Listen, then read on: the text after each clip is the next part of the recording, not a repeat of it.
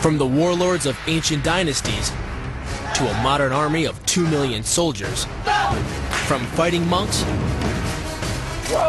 to a billion-dollar entertainment industry, Kung Fu is one of the most popular and deadly martial arts on the planet. We're here in China to explore the roots of this ancient warrior art. We'll train with revered monks at the most sacred site in martial arts and go toe-to-toe with some hardcore fighters from the world's largest army. Then, one of us will square off in a real fight against a real Kung Fu champion. There are hundreds of distinct fighting styles in the world. They are practiced in every nation and by every people. Now, Jason Chambers, a mixed martial artist and professional fighter,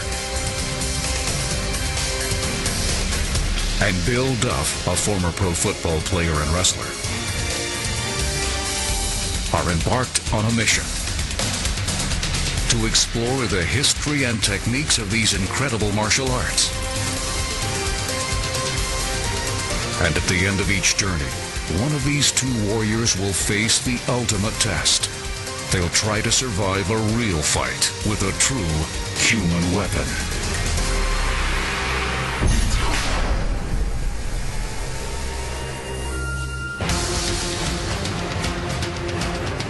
Covering over 3.5 million square miles and home to 1.3 billion people, China is the birthplace of Kung Fu.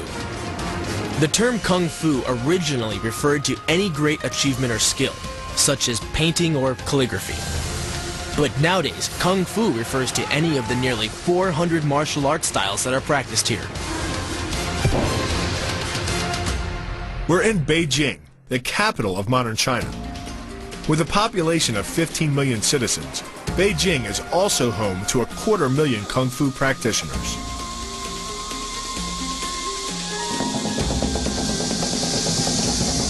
Sounds like someone's about to be executed. Single leg takedown. This is reminiscent of judo almost, huh, Bill?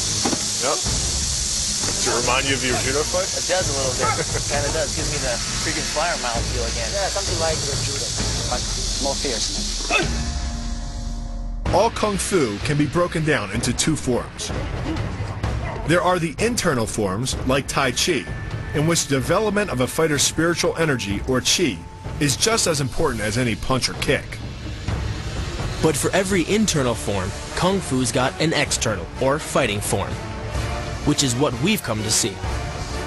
There's Baji, a combat style popularized by a monk named Wu Zong, whose wicked skills with both empty hands and weapons earned him the nickname the Spear God.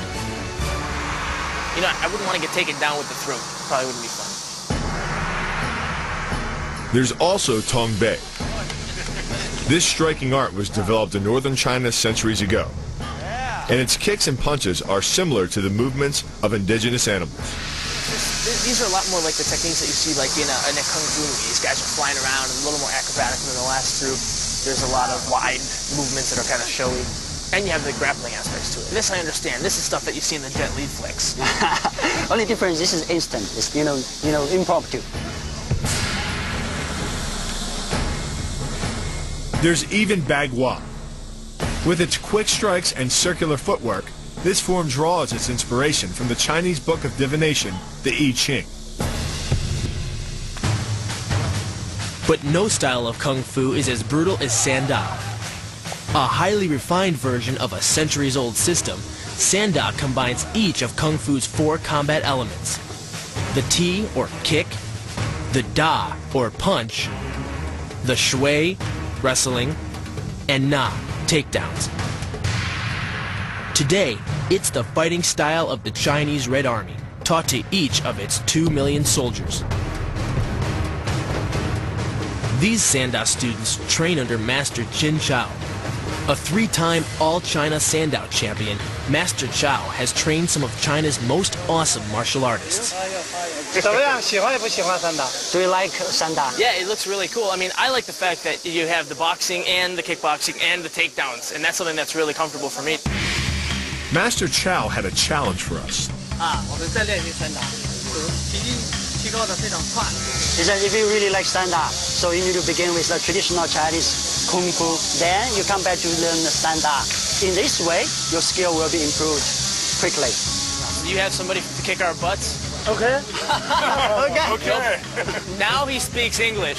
We'll see you At soon. the end of our journey, Master Chen Chao wants us to take on one of the rising stars of Kung Fu in a full-on stand-off fight. The fighter's name is Yan DeLong. Never trust the guy who's smiling asking you if you want to fight. Well, we look forward to having your students break bones of ours, and we got some Kung Fu training to do. Easy. Fun and games aside, we had some serious training to do if we were to stand a chance against Yan. And believe it or not, the best place in Beijing to track down Kung Fu masters is at Beiputua Movie Studios. Having cranked out more than 800 films since its inception, Beiputua employs hundreds of China's best fighters.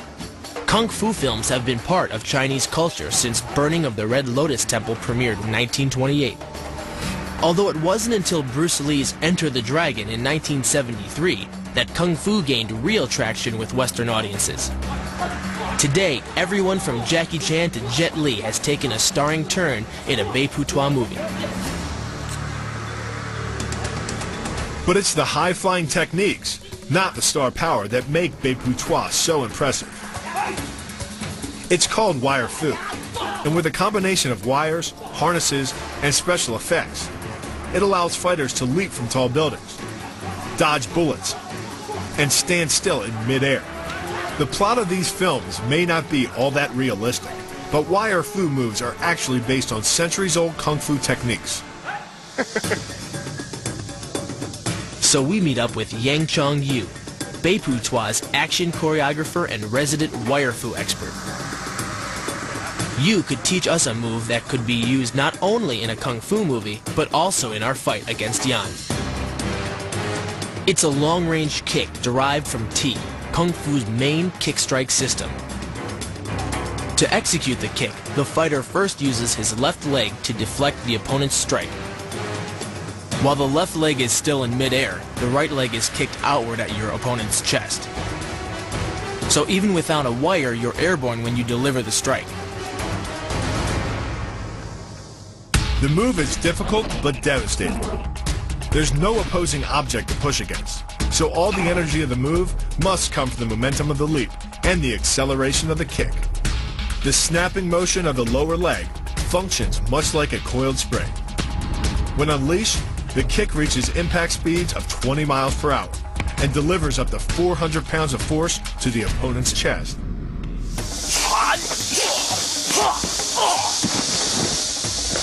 That's your traditional Kung Fu kick, and whether on a wire or on the mat, no matter where you're at, you can use it.